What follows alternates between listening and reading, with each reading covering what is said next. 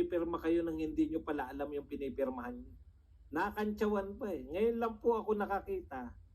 Sila yung nagsingit, nag-insert. Yung sinasabi ni BP Sara, nag-insert sila ng mga budget. Tapos pumirma yung mga senador.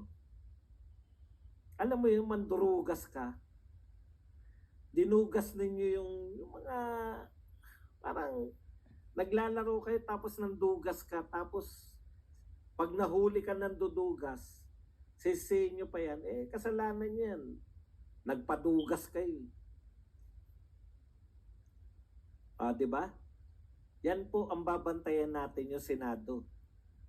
Ibig sabihin, pag sa Senado pa lang, nagbawas na sila ng budget, hawak talaga sila sa ilong ni ano. Kasi ito po nakikita ko mangyayari. Nag on the future.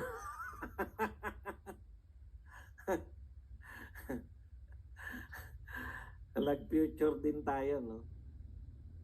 O pwede pong manatili yung budget sa Senado. Titirahin nila yan sa BICAM. Pero, no? Pero kung sa tinira kagad nila sa Senate pa lang, nagbawas kagad.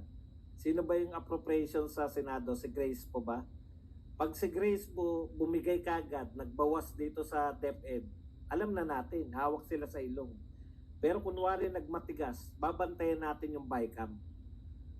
Kasi pag binigay ni, eto kasi mangyari niyan eh.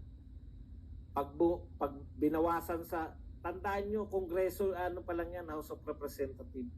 Kaya nga ganito ka-importante, no? Yung nagsasabi na, wag iboto yan si Bato, wag iboto yung ganun, di namin kurso natin pag bumuka, utot nyo. Ganito po natin papakita, no?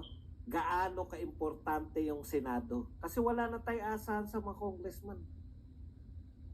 Alam na natin yan eh. Sunod-sunuran po yan kay Ko tsaka kay Martin. Ito pong Senadong kinakailangan magmatigas. Tigasan nyo. Kakahiya. Susunod